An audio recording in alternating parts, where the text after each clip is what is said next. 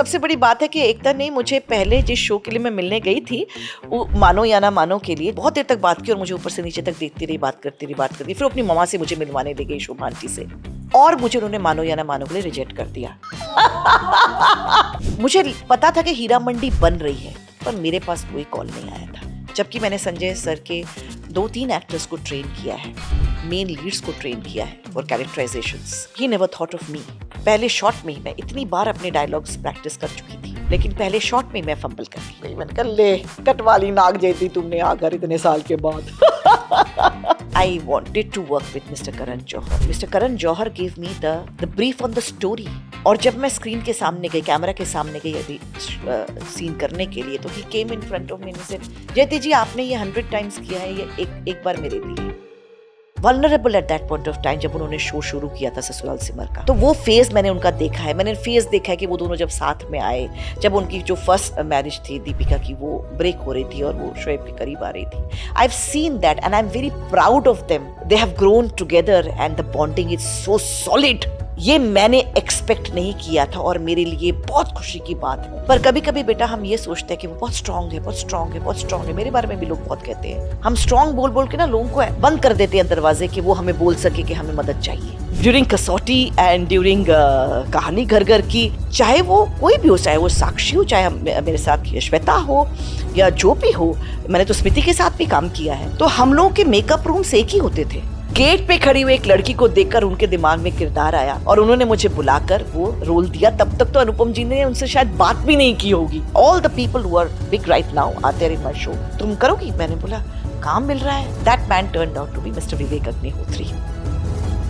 The day my mother passed away, मैं तो shoot के लिए निकल रही थी और जाते वक्त मैं हॉस्पिटल में मिलना चाहती थी उनसे। एंड मैं जब सीढ़ियाँ चढ़ रही थी तो मुझे डॉक्टर ने फ़ोन करके कहा कि आइए आपके सामने एक ECG करना है। And it was a flat line there. And मैंने शूट पे फ़ोन करके कहा कि मैं नहीं आ सकती। एंड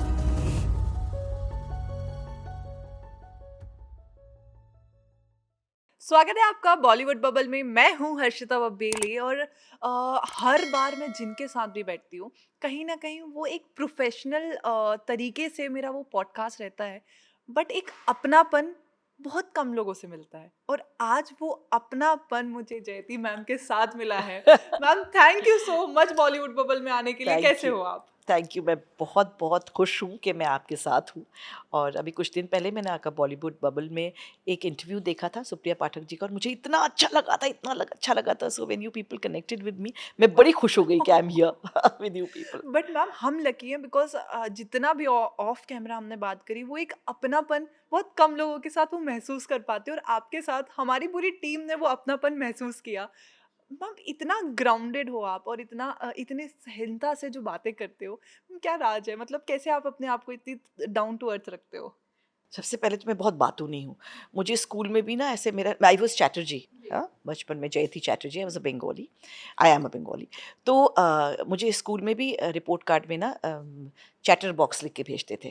तो आप समझ सकते हो कि बचपन से ही बातें करने का मुझे शौक है।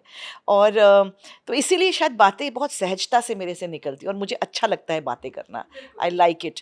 अगर मुझे पसंद आया तो, और अगर नहीं पसंद है तो फिर देखना मैं कैसे सड़ी हुई बैठी रहती हूँ। मतलब मैं आपको पसंद आ गई हूँ। Definitely, definitely.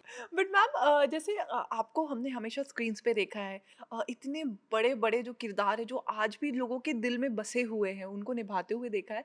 बट क्या ये शुरुआती दौर पे आपका हमेशा से सपना था कि आपको अभिनेता ही करना है, एक एक्ट्रेस ही बनना है, या कुछ और सपना था आपका? बेटा मैं एक्ट्रेस बनने का कभी सोच ही नहीं सकती थी, क्योंकि मैं जब 2.5 साल की थी तो मैं अपने पड़ोस के घर में गई थी। मुझे माँ बिठा के गई थी, पर एज़ यूजुअल जैसे बच्चे होते हैं, जहाँ जाने के लिए मना करते हैं वहीं आप जाते हैं। तो सर्दियों के दिन थे, मैं अपने पड़ोसी के घर गई और उनके घर में अंगीठी जल रही थी, और मेरा पाँव कहीं फंसा उनकी अंगूठी के वो हैंडल में, जैसे बच्चे होते हैं, और वो पूरा मेरे ऊपर आ गया और मैं जल गई थी। तो जब मैं 2.5 साल की थी तो बेटा 6 मंथ्स तक ऐसी हालत थी कि मैं अपनी गर्दन भी नहीं घुमा पाती थी। तो I developed a squint because of that. तो ये तो पॉसिबल ही नहीं था कि अगर मैं बड़ी हो रही हूँ तो उस वक़्त मैं एक्ट्रेस बनने का सोचूँ, क्योंकि कैमरा के सामने आने का तो मैं सोच ही नहीं सकती थी और थिएटर करने का भी नहीं सोच सकती थी। Actor was out of question. बल्कि मुझे मेरी आँखों को ठीक करने के लिए एक्सरसाइज़ सबने कहा, तो मेरे पेरेंट्स ने सोचा, बीइंग अ बंगाली फैमिली, कि इसको क्लासिकल डांस में पहले गाने में देने की कोशिश की थी। इतना फ्लॉप हुआ मैं बता नहीं सकती, क्योंकि मैं इतना ख़राब गाती थी बंगाली होते हुए भी। तो मुझे फिर डांस में दिया गया और ओडिसी डांस में दिया गया, जो मेरे गुरु माधव राव जी मुझे सिखाए 17 साल। तो वो इसलिए प्राइमरीली दिया गया था ताकि आँखों की एक्सरसाइज़ हो और शायद वो ठीक हो जाए, लेकिन इट वाज़ नॉट पॉसिबल। वो बहुत सालों के बाद मेरी आँखों का ऑपरेशन ही कराना पड़ा, but that was after I join theatre. लेकिन आपको नहीं पता होता कि किस्मत आपको कहाँ लेकर जाएगी। जो आपने कभी नहीं सोचा होता, वो आपकी ज़िंदगी अचानक ही ऐसा मोड़ ले लेती है, and that is why I believe a lot in destiny. Wow! Ma'am, then what was that one thing जब आप बॉम्बे आए, तो क्या स्ट्रगल्स बहुत ज़्यादा थे? या एक होता है ना कि आप स्टेप इन किए और आपको वो प्रोजेक्ट मिल गया, या उसके बीच का एक जो दरिया था, उसको कैसे आपने पार किया? बेटा, एक तो फर्स्ट ऑफ ऑल मुझे ना ट्रेनिंग बहुत पसंद है। मुझे लगता है कोई भी चीज़ सीखो तो उसके पहले आप अपनी फाउंडेशन को स्ट्रॉन्ग करो। जैसे मैंने 17 इयर्स क्लासिकल डांस सीखा, ओडीसी। और और उसके बाद जब मैंने थिएटर में आने का सोचा, वो भी बड़े अकस्मात हुआ। I will go back a little to say कि जब मैं कह रही हूँ कि मैं कभी एक्टर बनने का सोच नहीं सकती थी, और तो मैं क्यों एक्टिंग में आई। तो मैं अपनी ग्रेजुएशन के वक्त टूरिज़्म पढ़ रही थी और इंग्लिश लैंग्वेज पढ़ रही थी, और साथ में मुझे एक फ़ॉरेन लैंग्वेज पढ़ना था। तो मेरे डांस क्लास के पास house of Soviet science culture and art था, अब तो रशियन सेंटर है। तो वहाँ मैंने कहा कि ये वॉकिंग डिस्टेंस है, मेरे हर टाइमिंग मैच हो जाएगी, तो मैं वहाँ पे जाकर अपनी वो लैंग्वेज पढ़ना शुरू किया। वहाँ के आंटोन चेखव ड्रामा स्टूडियो के जो डायरेक्टर थे, उन्होंने मुझे कभी देखा होगा कैंटीन में बातें करते हुए, जैसे भी। तो वहाँ उन्होंने मुझे बुलवाया और कहा कि थिएटर करोगी? तो मैंने बोला, नहीं सर, मैं तो बिल्कुल थिएटर से मेरा कोई लेना देना नहीं है। कहता है, एक प्ले है, पढ़ के दिखाओ, तुम हिंदी पढ़ सकती हो? तो मेरी हिंदी बहुत अच्छी थी, साफ थी, coming from a Bengali family still. क्योंकि हम घर में और बाहर, मतलब घर में तो बंगाली बोलते थे, लेकिन बाहर स्कूल वगैरह में सब मेरे फ्रेंड्स हिंदी भाषी ही थे। तो वो उर्दू में था, हिंदुस्तानी भाषा में था। तो उस किरदार का नाम था ज़किया, प्ले का नाम था क्या ये गुस्ताखी है। तो उस प्ले में जब मैंने काम किया, तो पता नहीं किस्मत है, बिगिनर्स लक है, तो मुझे बेहतरीन अदाकारा मिला उर्दू एकेडमी की तरफ से। तो that was my first interest in theatre कि मैं ये कर सकती हूँ। और जब ये इंटरेस्ट आया, तो फिर मैंने 4 साल की ट्रेनिंग ली मिस्टर इब्राहिम अलकाज़ी से, और फिर उसके बाद मैं मुंबई आई। तो जब मैं मुंबई आई, तो बेटा मेरे पास ऐसी कोई कहानी नहीं है जिसमें कहूँ कि मैं तो 10 किलोमीटर बिना पैसों के चल रही थी, मेरे पॉकेट में कुछ भी नहीं था, मुझे खाने के वो था, ये सब ऐसी ऐसी मेरे पास कोई कहानी नहीं है। I been very fortunate that way कि मैं 1 जुलाई 1996 को मैं मुंबई में उतरी थी। रादर उतरी भी नहीं थी, मैं तो बाय रोड आई थी बाय कार।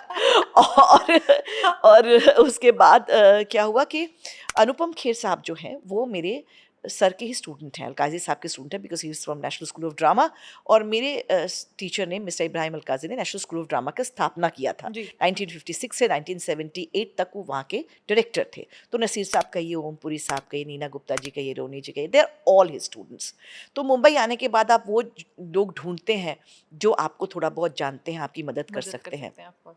तो अनुपम खेर जी ने उस वक्त एक कंपनी शुरू की थी, जिसका नाम था मीडिया एंटरटेनमेंट, जिसमें वो एक्टर्स को भी प्रमोट कर रहे थे। और नयोनिका चैटर्जी, जो उस वक्त बहुत बड़ी मॉडल थी, वो हमें ग्रूम करने के लिए वहाँ पर थी। तो मैं पहुँच गई अपना अपॉइंटमेंट लेकर अनुपम जी के पास कि सर, मैं तो मुंबई आ गई हूँ, अब क्या करना है बताइए।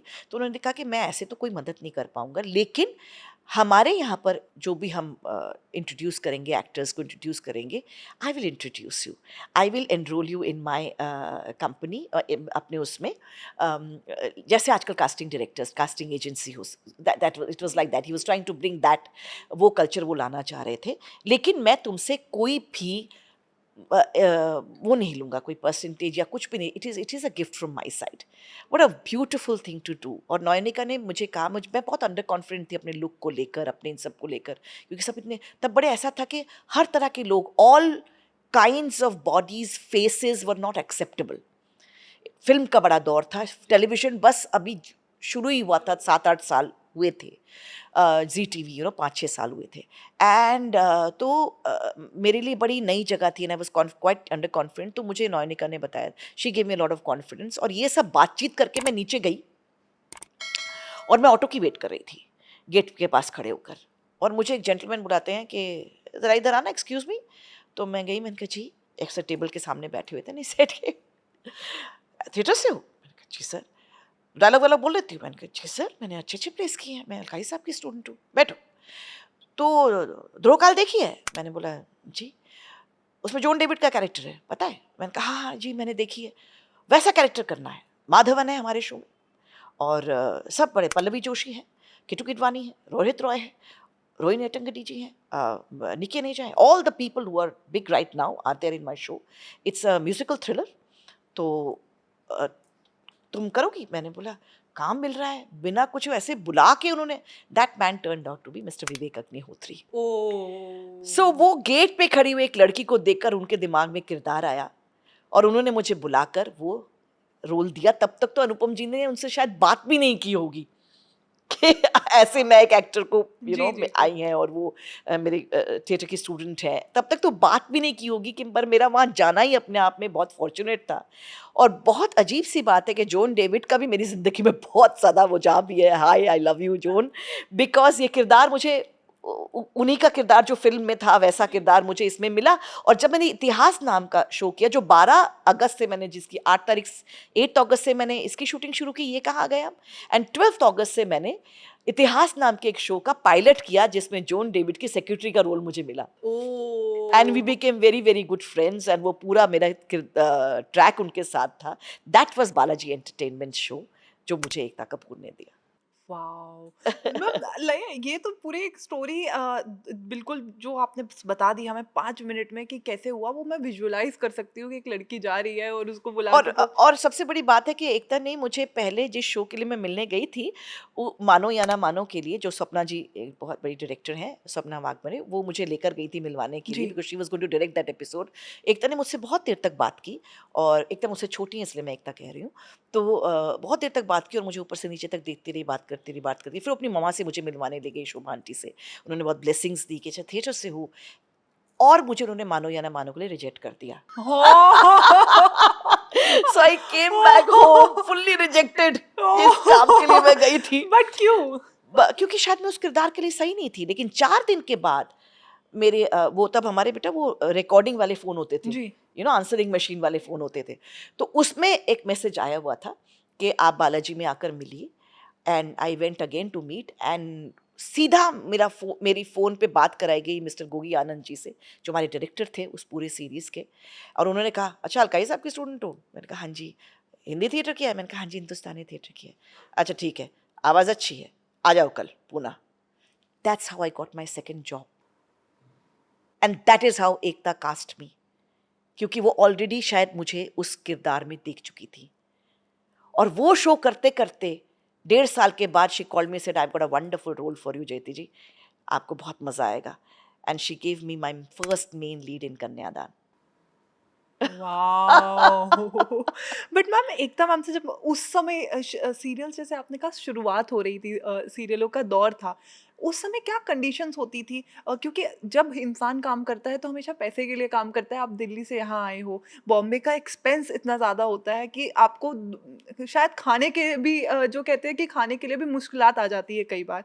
अ, उस समय क्या पे आउट मिलता था, और टीवी की जब स्टार्टिंग हुई थी तो उस समय क्या कंडीशंस होती थी एक्टर्स के लिए? बेटा बड़ी हाँ, ये ज़रूर बात है कि मैंने कहा कि मेरे पास ऐसे कोई स्ट्रगल वाली स्टोरी नहीं है। लेकिन हाँ, ये ज़रूर है कि यहाँ का खर्चा निकालने के लिए वो मेरी ज़िम्मेदारी थी। तो मेरे पास अभी भी वो डायरी है, एक मेरी मरून कलर की डायरी, बिल्कुल जैसे छत है ना, वैसी मेरे कलर की डायरी है, जिसमें मैंने क्या-क्या शो कब क्या लिखा हुआ है, और पर डे एक्सपेंस मेरा उसमें लिखा हुआ था।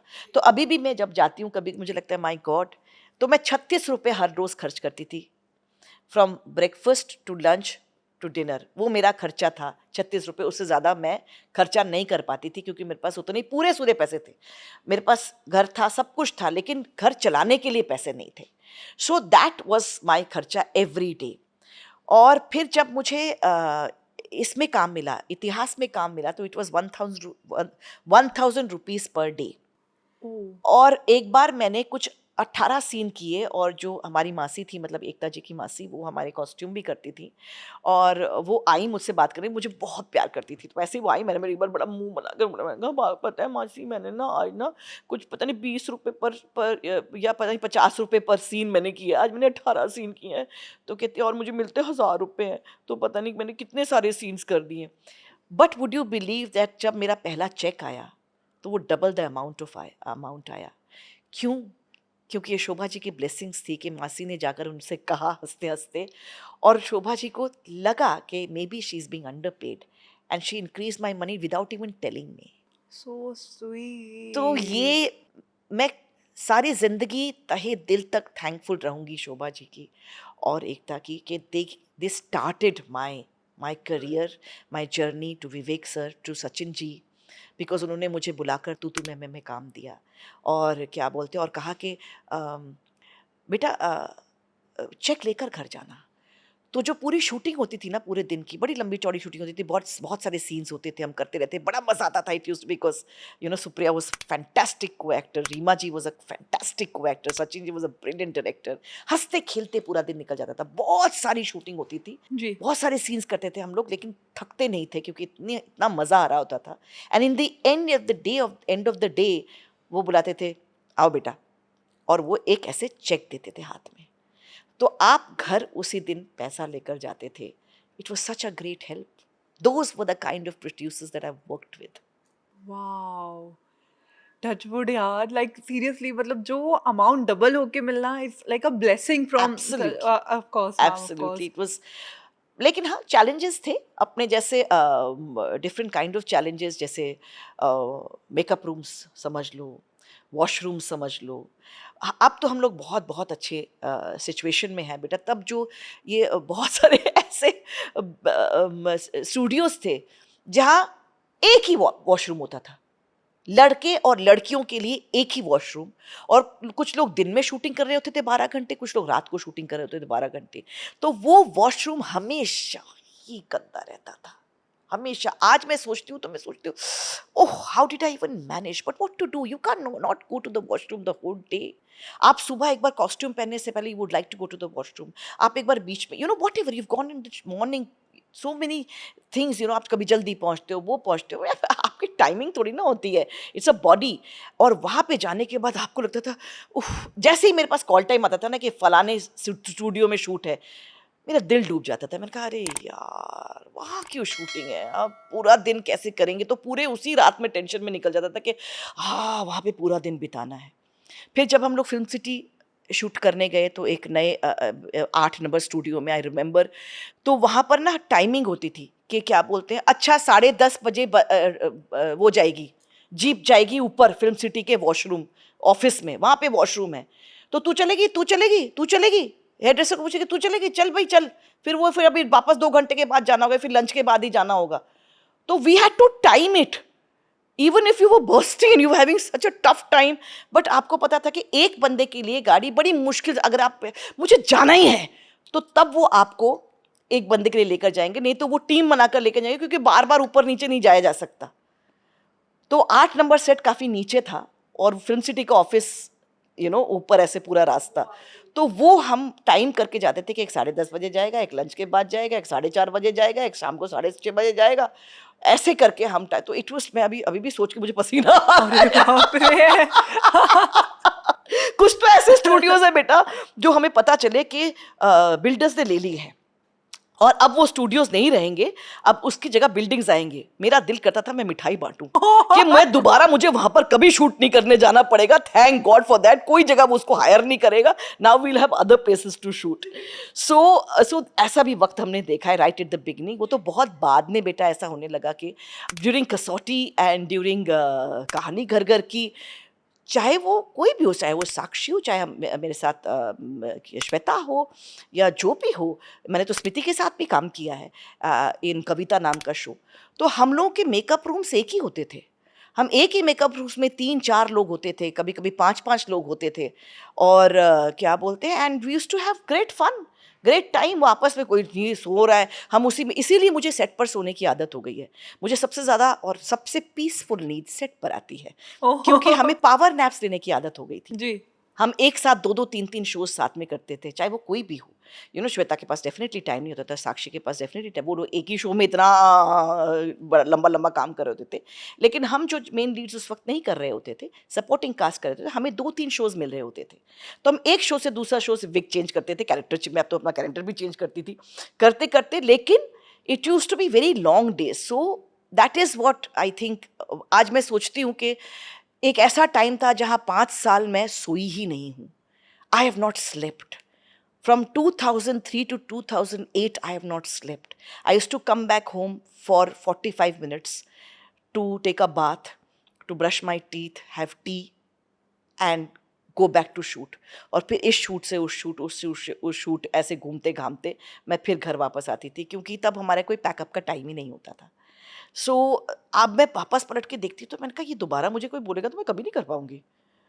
पर तब यंग थे बेटा, तब चैलेंजेस थे, लोन्स ले रखे थे, ईएमआई पे करना था, घर ले लिया था, यू नो जी, जी। तो ये तब आपको लगता था कि नहीं नहीं, अच्छा है, इस साल इतने निकल गए, दूसरे साल इतने निकल गए, तब आपको सिर्फ पैसा दिखाई देता है। ऑफ कोर्स उसके साथ आपको काम भी मिल रहा है, उसके साथ आपको आपकी थोड़ी बहुत लग्जरी भी मिल रही है, आपने कुछ वैल्यू का एसेट भी बना रहे हैं आप, और आपके अंदर आपको लोग पहचान रहे हैं, आपको जयती के नाम से जाना जा रहा है, किरदार के नाम से जाना जा रहा है। आप किसी की बेटी नहीं, किसी की वाइफ नहीं, किसी, यू आर जयती, आपको अपनी पहचान मिल रही है और आपको आपके काम के लिए सराहा जा रहा है। सो वो जो जज्बा होता है ना, वो आपको ये सब करने के लिए एनर्जी दे ही देता है। बिल्कुल, बिल्कुल। जैसे आपने कहा मैम कि एक वैनिटी में आप लोग रहते थे 4 लोग, वो 4 लोग क्या श्वेता जी, स्मृति जी मैम और हाँ, कौन-कौन? अलग अलग शोज में, बट आई हैव ऑलवेज, मेरी किस्मत अच्छी रही कि मैंने हमेशा मेन लीड्स के साथ ही रूम शेयर किया, तो they have all become very very dear friends of mine. So yes yes, हम लोग 4 लोग, मुझे याद है मैं कविता नाम का शो करते थे, जिसमें स्मृति थी, मैं थी, कुसुमित नाम की एक लड़की थी who is now gone away to New Zealand, और एक एक देयर वाज अनदर गर्ल। हम चारों एक ही मेकअप रूम में होते थे, और माया अलग जी, हम पांचों एक ही रूम में होते थे, और नेक्स्ट वाले रूम में राम कपूर होता था, और हर्ष होता था, and all these people. And Ram सुबह आते ही हमको पूछता था आज क्या नाश्ता करना है, तुम क्या नाश्ता करोगे, तुम क्या करोगे। उसका काम था हमें नाश्ता खिलाना, तो वो he would order for all of us, and but it was great time. Goofy पापा थे, गूफी पेंटर जी ना, वो नहीं रहे। सो बहुत बहुत मज़ा आता था, बहुत मज़ा आता था, क्योंकि वो बॉन्डिंग, वो अंडरस्टैंडिंग, बातें, आजकल तो लोग बातें नहीं करते हैं। आजकल सेट पर आते हैं तो वो फ़ोन पे लगे रहते हैं, उसी में रहते हैं, तो there is no conversation. Very few people read books, very few people read watch films. वो फ़िल्म देखते हैं जो पॉपुलर है, वो फ़िल्म नहीं देखते जो देखनी चाहिए, जिससे सीखें। तो Smriti was an avid reader, I was an avid reader, Sakshi was a reader.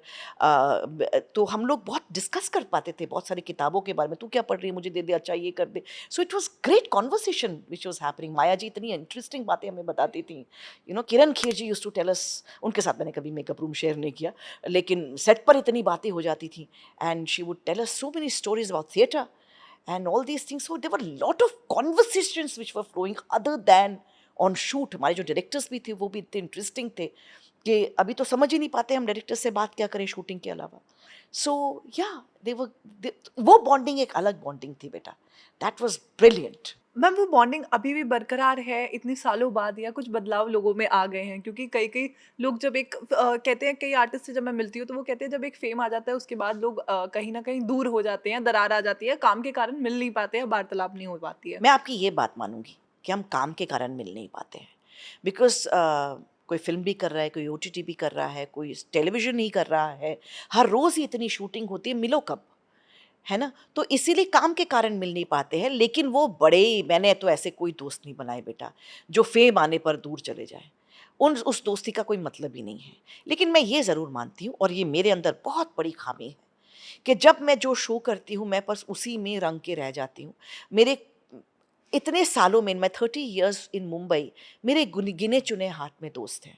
मतलब आधी आधी ये 3 उंगलियों में मेरे, अगर मैं ऐसे 4 5 6 7 गिनूँ तो 12 13 ही ऐसे दोस्त हैं जो बड़े मेरे दिल के करीब हैं इंडस्ट्री से हैं मैम? इंडस्ट्री से, कौन कौन है मैम? ना? तो स्मिता है, संगीता है, नंदिता है, Shweta to a certain extent है, कभी मिल नहीं पाते लेकिन फिर भी।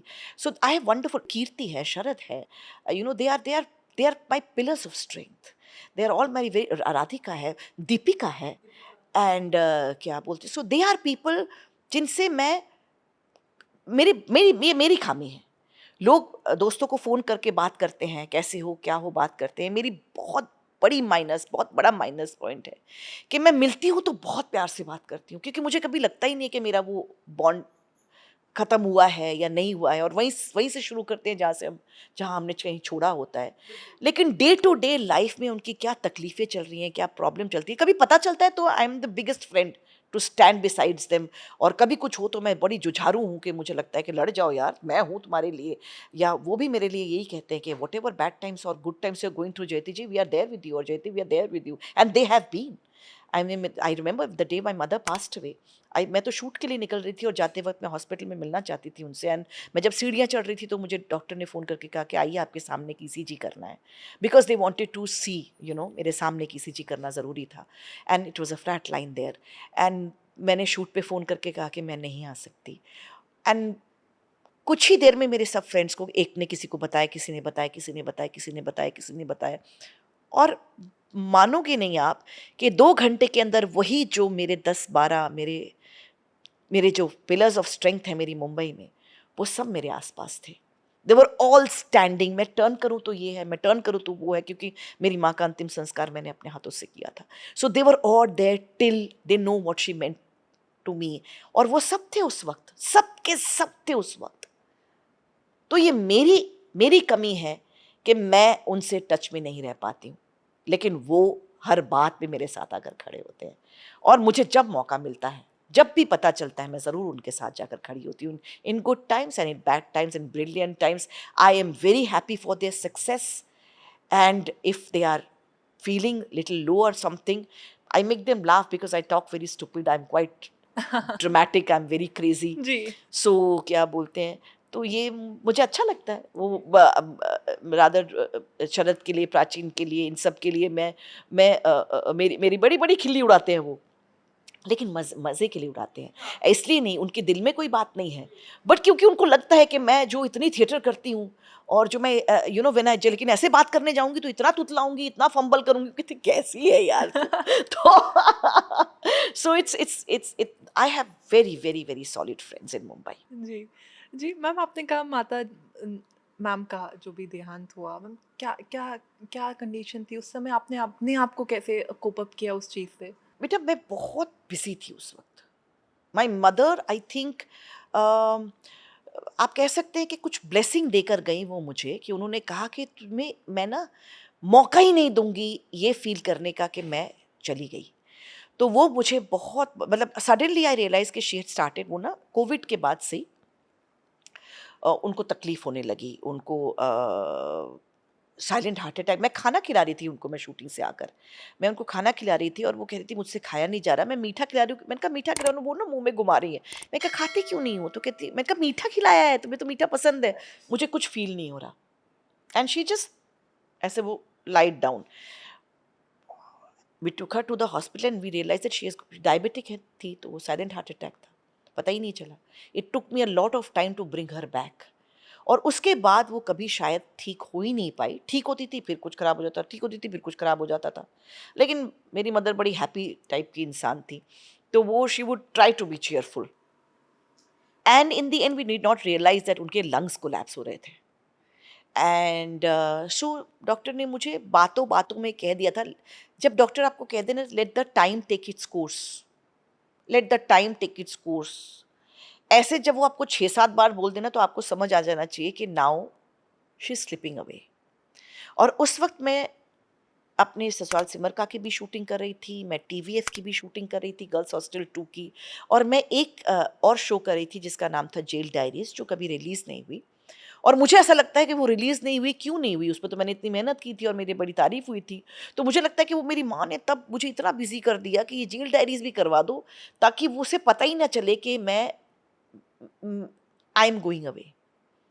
सो उनके जाने के बाद भी मुझे 1.5 साल ना मैं बड़े काम ऐसे पागलों की तरह बिजी थी, बहुत बिजी थी। और 1.5 साल के बाद मेरा कुछ 15-20 दिन का गैप आया फॉर एक खत्म हुआ शो और दूसरे के बीच में। And that's when I realise, oh वो नहीं है, बड़ा टाइम लगा मुझे समझने में। And that's when the anxiety and the panic attack started happening. जो दूसरों पे हंसती थी, अरे क्या होता है एंग्जाइटी, इसमें क्या है यार, मैंने तो मेरी माँ की इतनी तकलीफ़ें देखी हैं, घर में इतनी तकलीफ़ें देखी हैं, शूटिंग पे ये कर रहे डे नाइट करने के बाद भी मुझे तो कभी एंग्जाइटी अटैक नहीं हुआ, मुझे तो कभी ये नहीं हुआ, मुझे तो कभी वो नहीं हुआ। व्हाट इज़ दिस, ये तो सब अपने आप में कंट्रोल में आ जाता है। नहीं आता है। ये बड़ा बड़ा मुश्किल दिमाग, ये जो मतलब जो यहाँ पर होता है ना, उसको संभालना बहुत मुश्किल है। ये दवाई से भी नहीं संभलता। आपको, yes you have to take, you must take therapy, you must talk to your friends, you must include people in your life. That is the time when you need your friends. तो एक time था कि मैं घर जाने से डरती थी, बहुत डरती थी।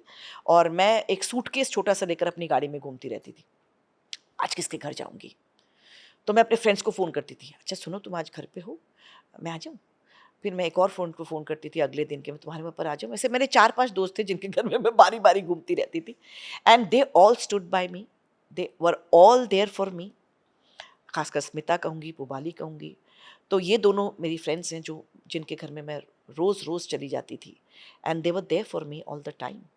And even now they are always कि ये ठीक है ना। पर अब मैं बिल्कुल करेक्ट हूँ क्योंकि मैं उस चीज़ से निकल आई। मुझे समझ में आ गया कि ये इस वजह से हो रहा है। वो उम्र भी मेरी ऐसी थी, when I was going through menopause. वो भी था कि माँ चली गई। एक इतनी बड़ी खलिश आपकी ज़िंदगी में आ गई कि आपको समझ नहीं आया कि उसको कैसे पाटा जाए, how to get over it. जैसे ही आपको प्रॉब्लम समझ में आ जाती है तो आधी चीज़ आपकी ठीक होने लगती है। फिर वो वक्त है, देन इट इज़ वक्त। मैंने एक बार आशुतोष राणा जी दिवाली की पार्टी में वो आए थे, क्या बोलते हैं, स्मिता के घर में, जैसे हम हमेशा एनुअल हमारा मिलना होता है सबसे। तो मैंने उनको जो कहते, वो मुझे आकर बोले, क्या क्या क्या हो गया तुम्हें, जैसे ऐसे तुम्हारी आंखों की वो वेयर इज द स्पार्कल।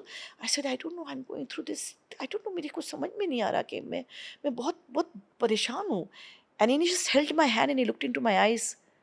वक्त सब ठीक कर देता है। 2 महीने बाद पूछूंगा तुमसे, स्ट्रांग हो तुम, अपने आप को समझो, संभालो। So sweet. एंड एक्चुअली कुछ महीने बाद जब हम मिले तो he just looked at me, ऐसे अब ठीक है। सो ये सब चीज़ें जब आपको, जो लोग ज़िंदगी देख चुके हैं और अच्छे मतलब संवेदनशील लोग हैं, कंपैशनेट पीपल है, सेंसिटिव लोग हैं, when they stand beside you and they are seen life, they not just ऐसे बात नहीं कर रहे हैं, जी। तब आपको लगता है कि yes you can get over it. And now I tell people, कोई मुझे आकर बोलता है, मैं शुरू से ही बड़ी गुड लिसनर भी रही हूँ। जैसे जितनी मैं बातूनी हूँ, मैं उतना लिसन भी बहुत अच्छा कर सकती हूँ। तो शुरू से ही मैंने देखा है कि शूट पर लोग मुझसे आकर बात करते हैं, मैं जानना चाहूँ या ना जानना चाहूँ। वो अलग बात है। तो उस जी। वक्त बैठकर मैं एक्सपर्ट कमेंट नहीं देती हूँ, क्योंकि मुझे पता है कि वो सिर्फ बताना चाह रहे हैं, जी, बिल्कुल। वो कुछ नहीं जानना चाह रहे हैं, वो जानना भी नहीं चाह रहे हैं उनको ज़िंदगी में क्या करना है क्या नहीं करना है, क्योंकि उनको करना वही है जो वो करेंगे। I know that because I have also done that in my life. कि बट सुन लो, सुनते ही नहीं है लोग। बिल्कुल। They are too eager to give an अपने एक्सपर्ट कमेंट, अपने लेक्चर देने में उनको लगता है कि हम बता सकते हैं। बिल्कुल। ना बताओ भाई, सुन लो, उतना ही काफ़ी है। जी, जी, जी, जी। वाओ! और मैम उनका, मम्मी का आशीर्वाद तो हमेशा साथ में रहेगा ही आपके, है, बिल्कुल और है, हमेशा बिल्कुल है, है। हमेशा है, बिल्कुल। मैम ससुराल सिमर का कैसे हुआ? बिकॉज़ वो जो एक रोल जो अभी भी आज की जनरेशन के दिल में भी बसा हुआ है, अपकमिंग जनरेशन और पुरानी जनरेशन के दिल में भी बसा हुआ है, एवरग्रीन रोल जिसे कह सकते हैं, वो कैसे हैपन हुआ मैम? मैं सबकी लाडली बेबो के बाद ऑस्ट्रेलिया गई थी घूमने के लिए, स्मिता के साथ ही गई थी। एंड वहाँ पर मेलबर्न में हम किसी के घर पे थे और वहाँ पर ये प्रोमो दिखाया जा रहा था ससुराल सिमर का। वो टीवी को ऐसे जंजीर से बंद कर दिया है और ये सब। तो उसमें अविका थी और ये नई लड़की मुझे दिखाई दी। तो अविका क्योंकि स्मिता के साथ बालिका वधू में काम कर चुकी थी, तो सब लोग उसे पूछ रहे थे, अच्छा ये कर रही है क्या, अगला वो क्या बोलते हैं, ये वाला रोल कर रही है, ये वाला रोल कर रही है, क्या शो है? कहते मुझे भी नहीं पता, मैं तब देख रही थी, ओके फाइन। मैं वापस आई ऑस्ट्रेलिया से, एंड आते ही मैं ससुराल गेंदा फूल में एक कैमियो करती थी, हाँ, है ना? नेबर का आप हाँ करते थे, हाँ मैं हाँ आपको देखा है। बड़ा ही मजेदार कैरेक्टर था, बिल्कुल। है ना? तो वो करती थी, तो मैं आते ही मुझे उसकी शूट करनी थी। तो from the moment I landed at the airport I went straight to the shoot. आया, मेरे तो हाथ ही लग जाता है। तो वो तो वहाँ जब गई तो मैं देख रही हूँ मेरे पास बहुत सारे कॉल्स आए हैं रश्मि जी के। मैं उनके साथ एक कैमियो एक और शो में कर चुकी थी, और मैंने बाहर जाकर उनसे बात थी, वहाँ नेटवर्क का बड़ा प्रॉब्लम था। जैसे जयती जी कहाँ हैं आप, मैं पिछले 10 दिन से आपको ढूंढ रही हूँ। मैंने कहा सॉरी, मैं तो ऑस्ट्रेलिया गई थी, मेरे पास फ़ोन ही नहीं था, मतलब कुछ और नंबर से मैं अपने घर वालों को फ़ोन करती थी, मैं माँ को फ़ोन करती थी और किरण जी को फ़ोन करती थी। तो उन्होंने कहा ऐसा ऐसा एक कैरेक्टर किरदार है, एंड मैं चाहती हूँ आप वो करिए। मैंने बोला बिल्कुल नहीं करूँगी, मैं नहीं करना चाहती इतनी उम्र का कैरेक्टर। तो शी सेड अच्छा जयती जी कोई बात नहीं, आप ना लुक टेस्ट के लिए एक बार आ जाइए, and there is another character, आप दोनों के लिए दे दीजिए, and but I would like you to do this one. तो मैंने गई, और मैं गई और जाकर मैंने सिर्फ एक लुक टेस्ट दिया उसका, और बाकी दूसरे किरदार के लिए, जो मेरी बड़ी बहू का किरदार था, उसके लिए मैंने 7-8 साड़ी चेंज करके, हेयर स्टाइल चेंज करके, ये करके वो करके, मैंने बहुत सारे लुक टेस्ट कर दिए, क्योंकि मैं वो किरदार करना चाहती थी, नॉट रियलाइजिंग कि what is the value of माता जी कैरेक्टर, क्योंकि मुझे ओल्डर रोल करना ही नहीं था। जी। तो फिर 2 दिन के बाद फ़ोन आया कि सॉरी मैम, आपको तो इसी कैरेक्टर के लिए पक्का किया गया है। तो अश्विनी जी से बात हुई, जो उस वक़्त चैनल हेड थी। उन्होंने कहा कि Jayati ji, this is going to be an iconic role, just like Dadi Sa and अम्मा, अम्मा जी, नाना इस देश में लाडू। तो it's a challenge for you also, करिए, आपको अच्छा लगेगा। And that is how I did that role. तो जो मेरा पहला प्रोमो था, शूट किया गया था चैनल की तरफ से, वो कभी टेलीकास्ट हुआ ही नहीं, क्योंकि मेरे आसपास बैठे थे मेरे बड़े बेटे और जो मेरी बड़ी बहू है, जो खुद ही मुझसे 10 साल और 5 साल बड़े थे। मेरे सामने हिमानी जी बैठी हुई थी, मेरे सामने बाकी सब लोग बैठे हुए थे, यू नो, एंड पंकज धीर जी बैठे हुए थे। So they all looked older than me, और मैं तब पतली भी थी। तो सब मुझसे बड़े लग रहे थे। तो वो चैनल ने कभी प्रोमो दिखाया ही नहीं, क्योंकि they didn't want me to wear, whitener नहीं लगाना चाहते थे मुझे। तो उसके बाद अलग बात है कि वो बाद में मैंने वो 2 रनवे लगा लिया अपने सर पे वाइटनर के, जो मेरा आइकॉनिक लुक हो गया। लुक, हाँ, अभी भी मैं माता किसी जी का। उबर ओला में या कभी ऐसे कहीं भी जाते हैं, आप वही हैं, वही हैं आप वही हैं, तो मैं बोलती हूँ हाँ जी मैं वही हूँ। तो सो और फिर मुझे कहा गया कि can you put on a little weight. फिर जो मैंने रेस्टोरेंट्स को बिजनेस दिया है, लच्छा पराठा और दाल मखनी खा खा के मैंने 7 kgs वजन विद इन 2 months में बढ़ा लिया, पुट ऑन किया। और मैं बिल्कुल माता जी फील नहीं करती थी। I was just playing the character to the best of my capability in the first 2 months। लेकिन उसके बाद मैंने ये हर अपने इंटरव्यू में कहा है कि जब मैं गाड़ी से उतरती थी तो वॉचमैन बोलता था गुड मॉर्निंग माता जी, प्रोडक्शन के लोग बोलते थे कैसी हैं माता जी, लाइटमैन पाए लागू माता जी आपको पता है इसने आज मेरे साथ ऐसा किया। मैंने बोला मैं माता जी को बता दूंगा। तो मैं बोलती थी क्यों किया, तुमने ऐसे क्यों किया? तो मुझे लगता तो मेरी जिम्मेदारी है दूसरे को डांटना, यू नो, कि तुमने ऐसा वो क्यों कैरेक्टर किया। आपके अंदर इतनी हाँ, हाँ। तो करते करते करते करते with in 6 months I started behaving feeling like माता जी। मुझे लगा कि मैं उस पूरी यूनिट के लिए जिम्मेदार हूँ, उस पूरी यूनिट की खुशी के लिए जिम्मेदार हूँ, अपने को एक्टर्स जो मेरे भारद्वाज परिवार में हैं उस हर एक के वेल बीइंग के लिए मैं जिम्मेदार हूँ।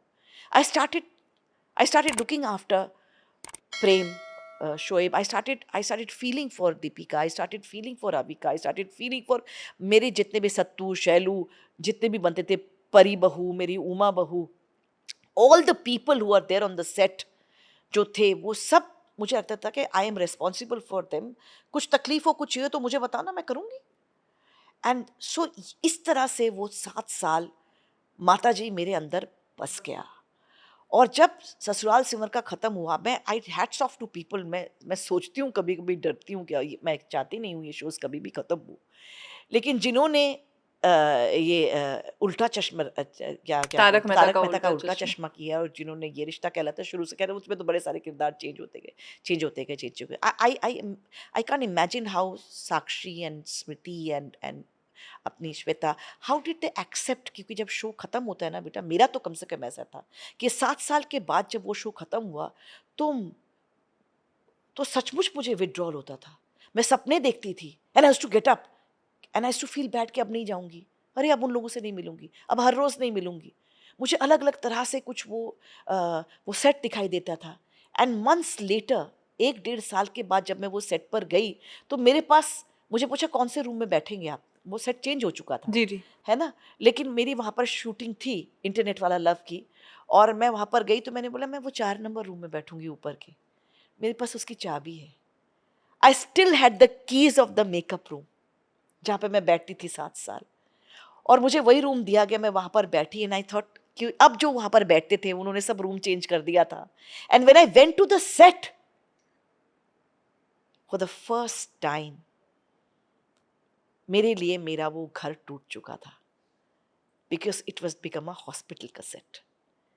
पहले वो दरियागंज की गली था, फिर मेरा घर था भारद्वाज हाउस, और मैं जैसे ही वहां गई, I just stood there and I felt very stupid कि मैं क्या सोचकर यहाँ पर आ रही थी।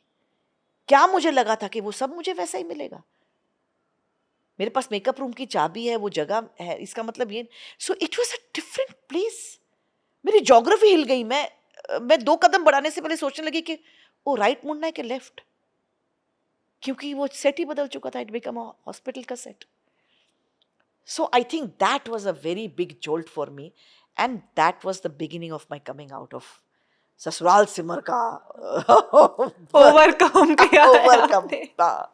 बट दीपिका के साथ कैसी बॉन्डिंग ग्रो हुई साथ में काम करने के बाद? क्योंकि अभी जो जिन चैलेंजेस से दीपिका मैम गुजर रही थी, उस समय आपने किस तरीके से उनको सपोर्ट किया? क्योंकि पूरे इंटरनेट पे एक तरीके का उनको वो मिल रहा था, सपोर्ट मिल रहा था, और वो बहुत बुरी कंडीशन से ही गुजर रही थी उस समय। आप उस समय कैसे उनको सपोर्ट कर रहे थे? एक तो first of all she is a very very strong girl, बिल्कुल। वेरी स्ट्रॉन्ग गर्ल, उसका इनर स्ट्रेंथ बहुत ज़्यादा है। पर कभी कभी बेटा हम ये सोचते हैं कि वो बहुत स्ट्रॉन्ग है, बहुत स्ट्रॉन्ग है, बहुत स्ट्रॉन्ग है, मेरे बारे में भी लोग बहुत कहते हैं, not realising that I also need help, I also need support.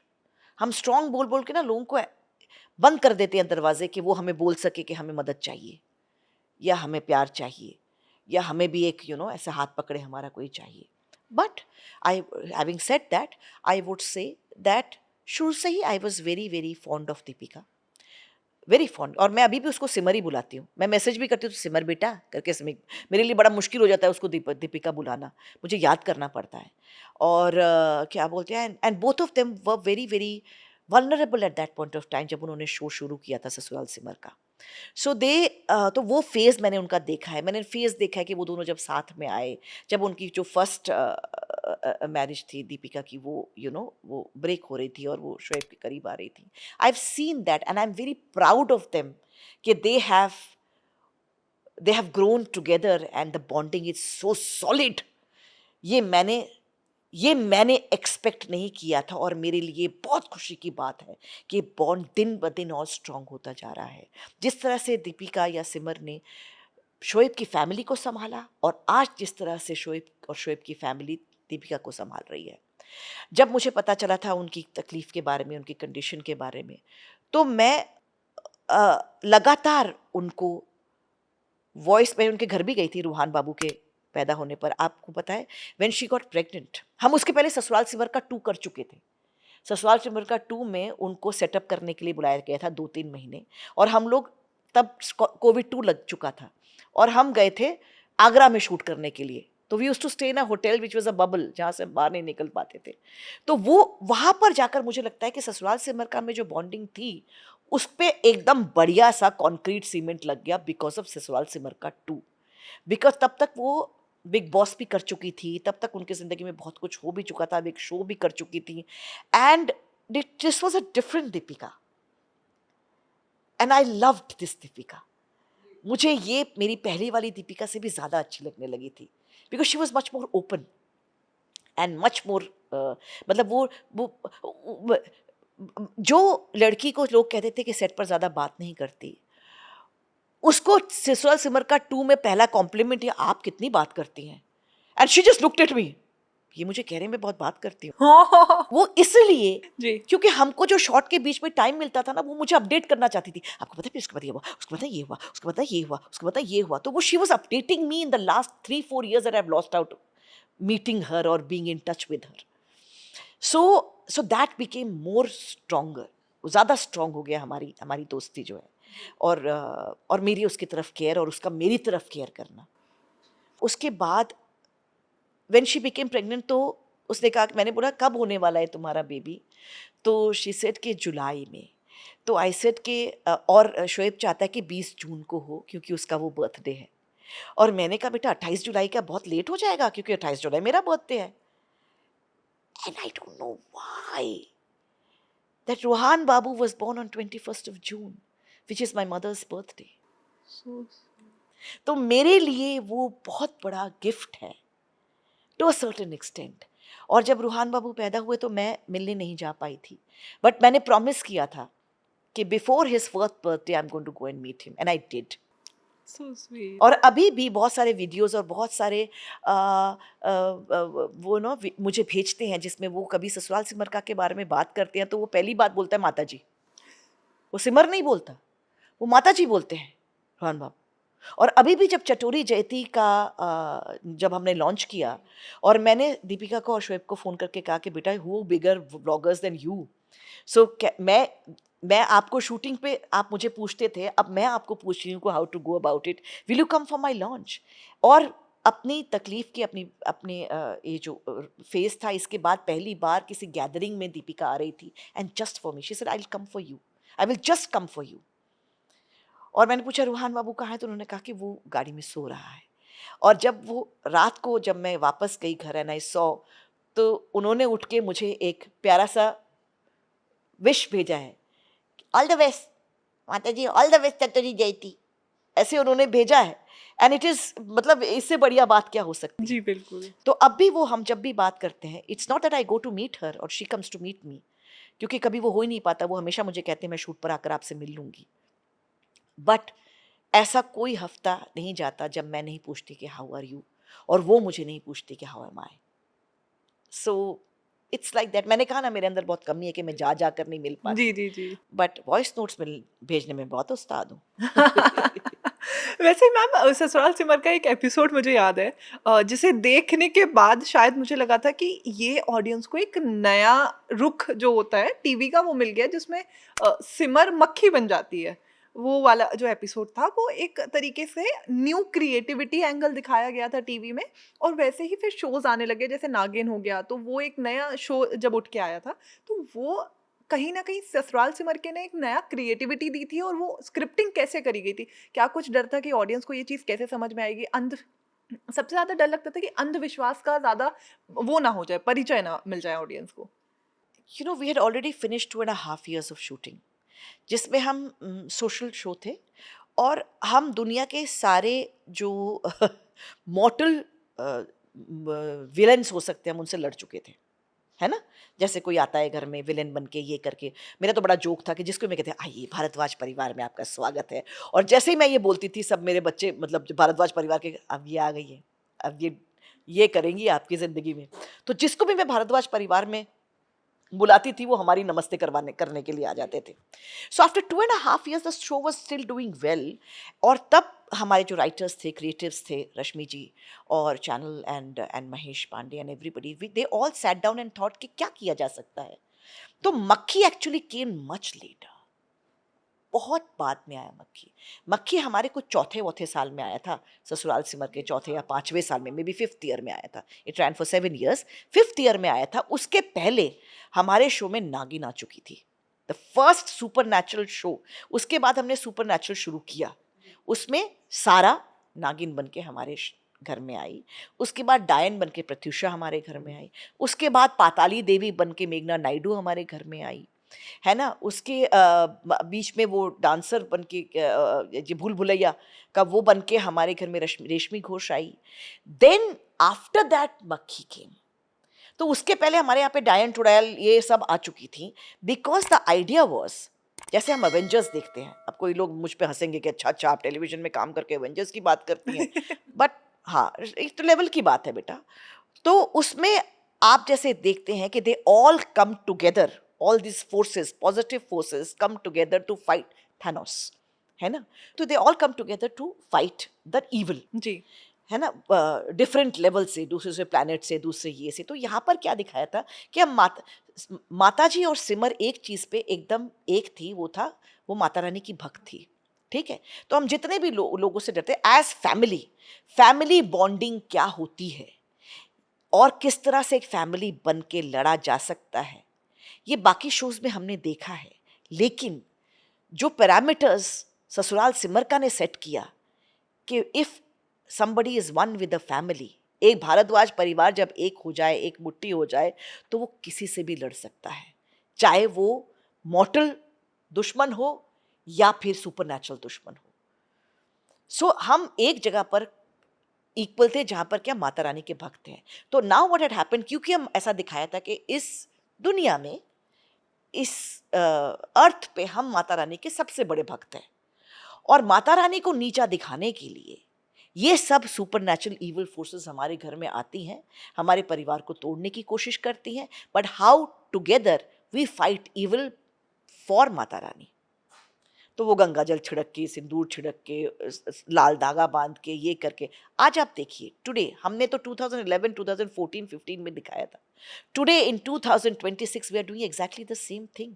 आज हम स्पिरिचुअलिटी के ऊपर, एक फेथ के ऊपर, हम कितनी चीज़ें, आप इंस्टाग्राम खोलिए, आप सोशल मीडिया खोलिए, आप कहीं भी जाइए, इतने सब इन्हीं सब बातों पे बात कर रहे हैं कि फेथ अगर आपका स्ट्रांग है तो इट कैन मूव माउंटेन्स। तो वो माता रानी की भक्ति है जिसके लिए हम दुनिया से लड़ गए, लेकिन एज अ फैमिली बन के। मैं हमेशा ये एग्जाम्पल देती हूँ कि क्योंकि सब कुछ ग्रीन पर्दे पर होता था, है ना, ग्रीन पर्दे पर होते, आपको कुछ समझ तो आता नहीं है। तो एक ट्रैक आया था जिसमें मटके में मेरे बच्चों को भर देते हैं, आविका के किरदार को, मनीष के किरदार को, और मेरे दो छोटी छोटी वो हैं ग्रेट ग्रैंड डॉटर्स, उनको भर देते हैं, और वो कहते हैं कि अगर ये ज़मीन पे गिर गया तो ये मर जाएंगे। अब आप पूरी फैमिली, इनको बस गिरने मत दो। तो जब हमने दिन में वो सीन शुरू किया, कोई हंस रहा है, हम गिर रहे हैं, we were all laughing, because कुछ भी तो नहीं है। वो वहाँ भाग रहे हैं, वो वहाँ भाग रहे हैं, वो वहाँ भाग रहे हैं, ये कर रहे हैं, वो गिर गया, वो नीचे गिर गया, आपने पकड़ लिया, अब आप सोफे पे गिर गए, अब आप चढ़ के पकड़िए, आप ये करिए। हम ये कर रहे हैं पूरा दिन और हंसे जा रहे हैं, कट पे कट हुआ जा रहा है, इतना पागलपन वाला सीन है, ठीक है। तो हम ये पूरा दिन कर चुके थे। लास्ट के 2 घंटे क्या हुआ कि हमको वो उल्टा मास्टर करना था, एक इधर से मास्टर होगा, एक इधर से मास्टर होगा। तो सारे अपने क्लोजेस लोजेस ये वो फलाना करके हमने लास्ट के लास्ट में 1.5 घंटे में कहा कि अब इधर से उल्टा जो हमने शुरू से किया है, like theatre, we will do the whole thing together. तो वो पूरा सब आप लोग करोगे। By the end of it every character had tears in their eyes. पूछिए क्यों? क्योंकि वह हम पूरा का पूरा सीन एक साथ कर रहे थे, and that's when we realise कि हमको उसको नीचे नहीं गिरने देना, क्योंकि कोई भी मटका नीचे गिरा तो हमारी फैमिली का एक इंसान मर जाएगा। वो हमको पहली बार रियलाइज हुआ, और मैं लिटरली रो रही थी, सिमर रो रही थी, धीरज रो रहा था, because he was playing Prem by that time, and we were all crying because we suddenly realise कि अरे हमें अपने फैमिली के मेंबर को बचाना है। पहले शुरू में समझ ही नहीं आया था, पागलों की तरह हंस रहे थे, हम हैं क्या कर रहे हैं, लेकिन जब सीन आया, it had the highest TRP, because that is what people. तो वो 7:30 का जो टाइम था ना बेटा, वो हमें across pan channels, across all channels हम नंबर 1 इसलिए हो गए थे क्योंकि we were playing as Bharadwaj परिवार, वी वर तो हम जो सुपरनैचुरल पावर्स से लड़ते थे, वो जो बच्चे घर में बैठकर होमवर्क करते करते शो देखते थे ना, उनके लिए वो अमर चित्र कथा जो हम बचपन में पढ़ते थे, इट वाज लाइक दैट जी। It was like you were seeing a show which had supernatural, कोई बाल लंबे हो रहे हैं डायन के, वो आपको घेर के लेकर आ रही है, किसी ने आपको रस्सी से बांध दिया, किसी ने आपको उड़ा दिया। किसी ने, आप हार्नेस पे चल रहे हैं, यू नो, आप श्विक करके ऊपर से नीचे चली आई एक, यू नो, विलेन. तो it was a visually very interesting show. So it became so interesting कि हम जब स्क्रिप्ट पढ़ते थे तो हंसते थे, लेकिन जब सेट पर जाते थे तो मैंने एक बार एक बात कही थी हमारे डायरेक्टर से. मैंने कहा बिलीव नहीं करेंगे ना तो कुछ नहीं कर पाएंगे, बिलीव करना पड़ेगा.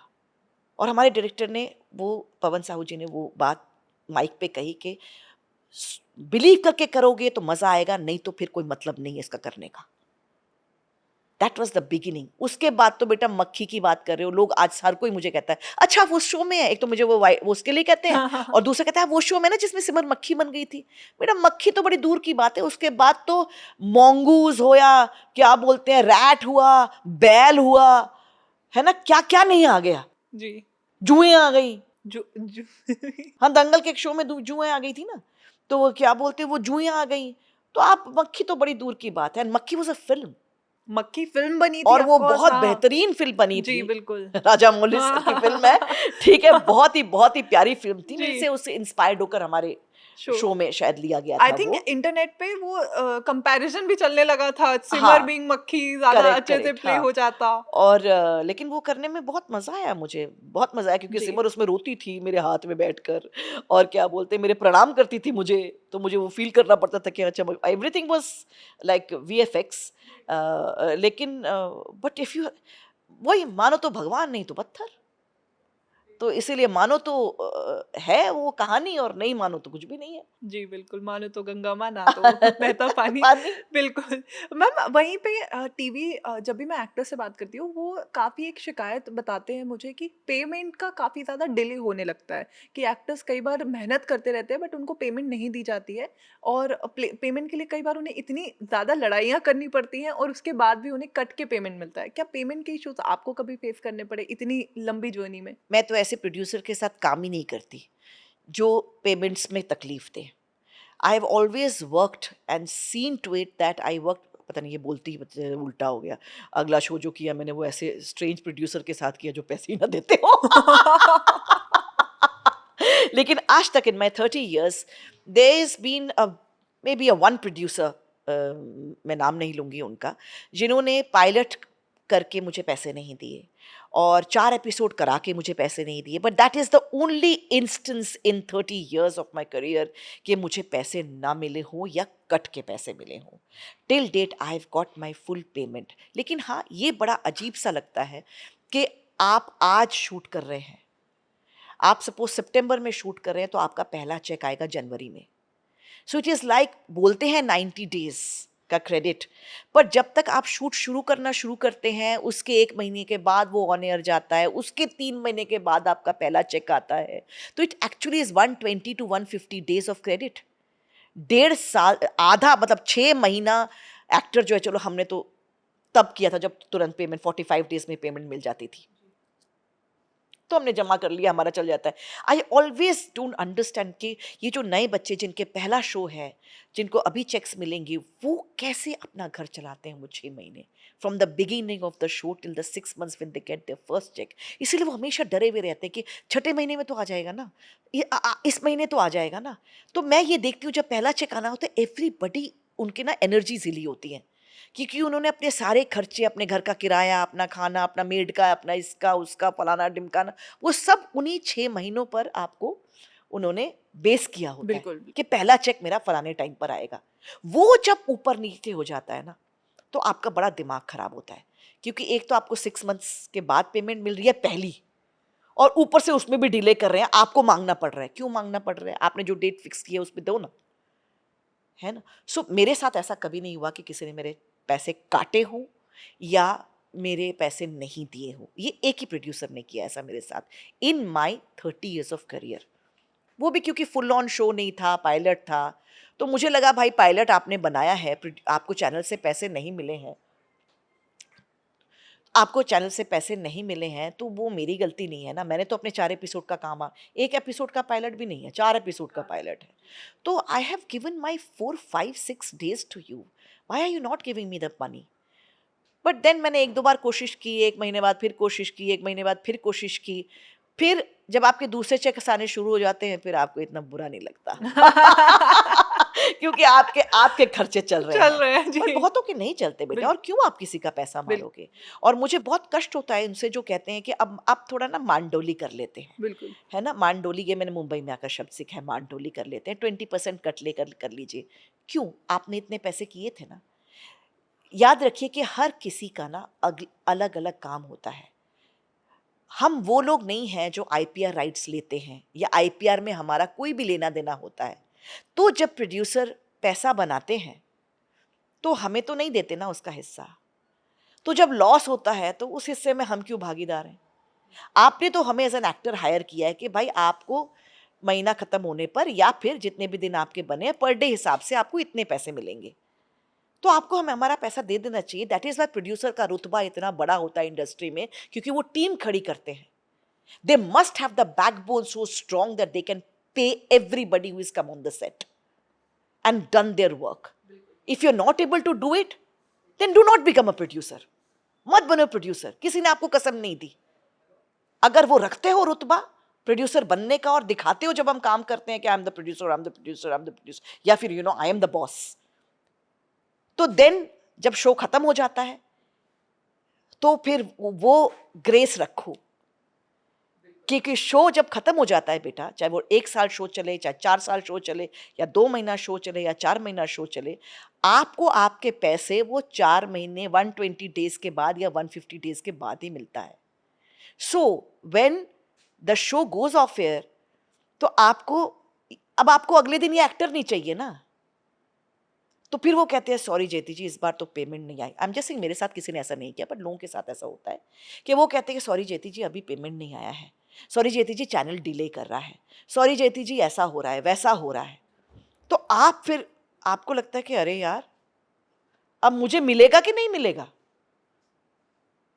So that is the fear which happens in people when the show goes off air. Show चलता रहता है तो बेटा आपको आपके पैसे देर सवेर मिल ही जाते हैं, क्यों? अगले दिन आपको उस एक्टर से काम है, वो आपको आना चाहिए। लेकिन मैंने हमेशा उन प्रोड्यूसर्स के साथ काम किया है who have shown in so many years that they paid people on time, they respect actors, at least me. कम से कम मुझे मेरी रिस्पेक्ट मुझे मिलती है मेरे सेट पर, और वही मायने रखता है। कोई दूसरे को रेस्पेक्ट कर रहा, आपको नहीं कर रहा, उसे क्या लेना देना आपका? But I see to it that my whole team works together. ये मेरी, क्योंकि मैं थिएटर से हूँ तो मुझे टीम वर्क बहुत अच्छा लगता है। बहुत अच्छा लगता है, बिल्कुल मैम। मैम वैसे ही ओटीटी पे मैंने आपको देखा था संजय सर के साथ काम करने का। पहले तो वो जो हीरा मंडी प्रोजेक्ट था, क्योंकि वो सबको एक तरीके से लुभा गया था या भाग गया था। ऐसे उतार के लाना और ऐसे परख के हीरा की तरह सेट को सजाना बहुत मुश्किल काम होता है।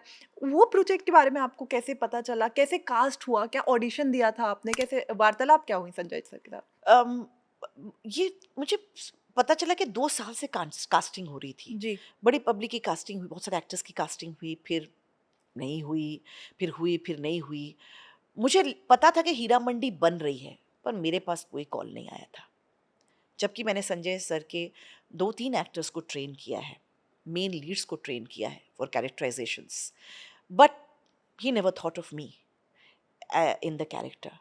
तो बहुत बाद में शो से ठीक 1 महीना पहले मेरे पास श्रुति महाजन जी का कॉल आया, और उन्होंने कहा कि जयती, हम लोग ये 2 साल से कास्ट कर रहे थे, पता नहीं तुम क्यों नहीं दिमाग में आई, लेकिन इट्स अ प्राइमरी कैरेक्टर, और ये कैरेक्टर हम कास्ट नहीं करेंगे तो हम शूट नहीं शुरू कर पा रहे हैं, नेक्स्ट मंथ से शूट शुरू है।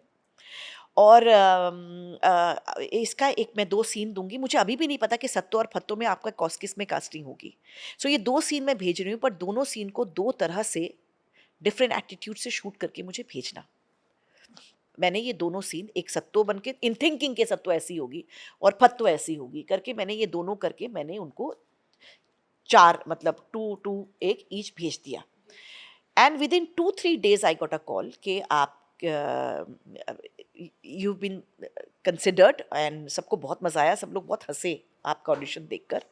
और क्या बोलते हैं, बट सत्तो जी के साथ आपको, मतलब जो दूसरी एक्ट्रेस है निवेदिता जी, आपके साथ उनको अपनी बॉन्ड बनानी पड़ेगी, because the idea of mister Sanjay Leela Bhansali was to cast twins for this character, जो उनको शायद मिली नहीं। तो उन्होंने कहा कि मुझे ऐसे 2 किरदार करने हैं जो 3 साल की उम्र से वहाँ पर हैं एंड दे आर जस्ट एक दूसरे को कॉम्प्लीमेंट करते हैं। उस वक़्त it was again a very difficult time, जैसे कि मैंने कहा कि मेरी मदर हॉस्पिटल में थी, मैं शूट भी कर रही थी। तो मैंने कहा सर मैं 2-3 दिन से ज़्यादा तो टाइम नहीं दे पाऊँगी फॉर वर्कशॉप्स एंड एवरीथिंग। और it was just 2 days before my mother passed away कि आई गॉट अ श्रुति महाजन से उन्होंने मुझे कॉल किया और कहते जयति छवि, मैं और आप और निवेदिता जी हम मिल सकते हैं कॉफ़ी शॉप में और मैं आपको बताऊँगी। तो मैं जब वहाँ पर पहुँची तो मुझे लगा अभी वो कहेंगे कि डेट्स फिक्स करते हैं for for workshop and she said nothing doing, you have been cast.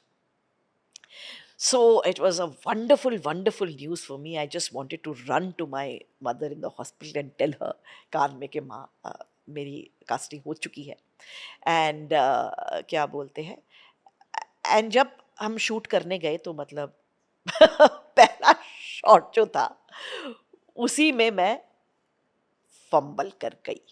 और मैं पहले शॉट में ही मैं इतनी बार अपने डायलॉग्स प्रैक्टिस कर चुकी थी लेकिन पहले शॉट में ही मैं फंबल कर गई। और संजय जी ने क्या बोलते हैं माइक में कहा आप थिएटर से हैं। मेरे और सिट्टी पिट्टी को हो गई, मैंने कहा ले कटवाली नाग जयती तुमने आ घर इतने साल के बाद। So I practice it so many times, वो बैठ के कि that shot went very well and that was my जो पहला शॉट आपको सीरीज में दिखाई देता है हमारा मेरा मैं मल्लिका जान यानी कि मनीषा जी के पाँव में मेहंदी लगा रही हूँ। जी, जी। That is the first shot that I gave for Heera Mandi. Wow! And how was the bonding with everyone उधर पे कैसा बॉन्ड बना और कैसे सबके साथ सीन्स शूट हुए? एक तो सभी वहाँ पे बड़े प्रोफेशनल थे, everybody was very professional. I was amazed I and very fortunate to work with Manisha Koirala ji because she was fabulous. मतलब उनकी अंडरस्टैंडिंग, उनका डिवोशन, उनका dedication towards her craft was mind blowing, it was something to learn. और अदिति इतनी खूबसूरत दिखती थी और इतनी प्यारी और इतने अच्छे से बात करती हैं वो, she was so good. Richa के साथ मेरे ज़्यादा सीन शूट नहीं हुए लेकिन जितने भी हुए वो सिर्फ मेरी तारीफ़ ही करती रहती थी क्योंकि वो मेरे थिएटर देख चुकी थी जी। एंड वो कहती है अली और मैं आपके मुझे बहुत अच्छा आपका काम लगता है, बहुत अच्छा काम लगता है। एंड संगीता को मैं पहले से जानती थी, I had met her a few times at Balaji sets you know, संक्रमण में मिले थे तो मैं बहुत खुश थी कि she was doing that show. Nivedita ji के साथ मेरी बॉन्डिंग धीरे धीरे धीरे बढ़ती रही और हम खूब हंसते थे। एंड इंद्रेश जो कि उस्ताद जी बनते थे क्योंकि हम लोग थिएटर के स्टूडेंट थे साथ में, we had done a theatre training together. तो सबसे ज़्यादा हंसी की आवाज़ हमारे वैनिटी वैन से आती थी क्योंकि हम अपने दोस्तों को याद कर करके और वहाँ की बात करके कि हम लोग बहुत गॉसिप करते थे और खूब हंसते थे। जी। But I think my favourite bond was with mister Sanjay Leela Bhansali क्योंकि वो खुद भी डांस के स्टूडेंट थे, उन्होंने भी ओडिसी सीखा है, म्यूज़िक के वो मतलब उस्ताद हैं। तो म्यूज़िक के बारे में बात होती थी, थिएटर के बारे में बात होती थी, स्क्रिप्ट के बारे में बात होती थी। मेरे उनके साथ बहुत सारी कॉन्वर्सेशंस होती थी। सो व्हिच आई थॉट क्योंकि सब लोग उनसे कॉन्वर्सेशन करने में डरते हैं कि क्या बोलेंगे सर अभी गुस्सा करेंगे। मुझे नहीं डर लगता था। मुझे क्योंकि इतनी बातें सीखने को मिलती थी, समझने को मिलती थी कि मुझे अच्छा लगता था। डाँट पड़ भी गया तो क्या हुआ, डायरेक्टर है भाई। वो नहीं डाँटेंगे तो फिर कौन डाँटेंगे? और वो इतनी बुरी तरह से कभी नहीं डाँटते थे, उनको भी पता था अगर आप गलत नहीं कर रहे हैं तो क्यों? कभी-कभी वो कहते थे हाथ मत हिलाइए, अरे आप इतनी क्यों सीधी खड़ी हो गई? So great, great, wonderful, I had a जी। मतलब life time experience. Wow! And Karan sir के साथ जब एक किरदार रॉकी रानी जैसे हम अभी ऑफ कैमरा बात कर रहे थे मैम, एक एक वर्ड ही हो जाता है ना कि आप एक सीन भी शूट करते हो मैम, वो उसका इम्पैक्ट इतना बड़ा होता है। एक आइकॉनिक रोल कह सकते हैं और धर्म जी जो खुद में एक बहुत बड़ा सिनेमा कहलाते हैं, वो कैसी फीलिंग थी मैम? मेरे पास शानू शर्मा जी का कॉल आया एंड उन्होंने कहा कि जयति जी एक ही सीन है, मैं वैसे धर्मा के लिए कास्टिंग नहीं करती लेकिन क्योंकि ये करण की फिल्म है इसीलिए मैं कास्ट कर रही हूँ तो and he wants you to do the role, so it's just one scene and आपको मज़ा बहुत आएगा। और मैंने बहुत देर तक सोचा, फिर मैंने कहा व्हाई नॉट। ऑल्दो मैं कभी भी मैंने इतने सालों से मैं फ़िल्म से भागती रही हूँ और ये सब करती हूँ क्योंकि मुझे ये जो मतलब सीन होता है और फिर जब आप एडिट पर जाते हैं तो वो कट जाते हैं, तो वो मुझे इस बात से बड़ी घबराहट होती है कि आप मेहनत करो, काम करो और फिर वो दिखता नहीं है। आपने कह भी रखा होता है ना, you don't find yourself on screen, और you find yourself in such a short time that you know कि अपोलोजेटिक लगता है कि मतलब क्यों किया वो। तो लेकिन मुझे पता ही था ये एक ही सीन है, and I wanted to work with mister Karan Johar, and because it was coming from Shanu Sharma I said yes to it. और मुझे सब कुछ क्लैरिटी के साथ बता दिया गया था कि इससे ज़्यादा है ही नहीं। लेकिन जब मैं शूट करने गई दिल्ली, तो मैं ये कहूँगी कि धर्मा का जो पूरा बिहेवियर है towards their actors is wonderful. कमाल के हैं वो, सचमुच बड़े प्रोड्यूसर्स हैं, और बिहेव भी वैसा ही करते हैं। और आपको आपको आपकी वहाँ पर जो स्टैंडिंग होती है, जो आपके साथ जो आपके साथ वो बर्ताव करते हैं, वो कमाल का होता है। मुझे कोई डिफरेंस नहीं लगा। एक्चुअली मेरे किसी के साथ शूट था भी नहीं, मेरा तो यंगर जया बच्चन जी के साथ और यंगर धर्मेंद्र जी के साथ सीन था। लेकिन मैं जब गई तो मुझे वहाँ पर करण जी ने, mister Karan Johar give me the brief on the story and my character. और जब मैं स्क्रीन के सामने गई, कैमरा के सामने गई सीन करने के लिए, तो he came in front of me and said, Jayati ji आपने ये 100 टाइम्स किया है, ये एक बार मेरे लिए। And he went away and said action and we did the scene, और वो टोटल ऑफ 1.5 घंटे में वो सीन खत्म भी हो गया। मैंने बोला मेरा काम खत्म। इतने में शौना जो उनकी मतलब चीफ एथी थी, वो उन्होंने आकर मुझे कहा कि Jayati ji sir is writing more scenes for you. है, मेरा तो खुशी के मारे ठिकाना नहीं था कि एक सीन करने आई थी और इतने सारे, मतलब 4-5 सीन मैंने उस दिन किए। और उन्होंने उनसे मुझे करण जी ने कहा था कि माइक मत निकालिएगा। मैंने कहा नहीं नहीं मैंने पहना हुआ है। तो डिफरेंट डिफरेंट वाइट्स मेरे कॉस्ट्यूम थे, एक के बाद एक के बाद एक, ये नहीं कि भाई एक ही पहना के पूरा कर लिया। Every scene had a costume change and in whites. तो जब वो मेरे घर में मेरी ट्रायल लेने आए थे ना, और उन्होंने 6-7 वाइट और ऑफ वाइट कॉस्ट्यूम था, तो मैं बोली एक सीन के लिए इतने क्या कपड़े लेकर आ गए हैं ये लोग।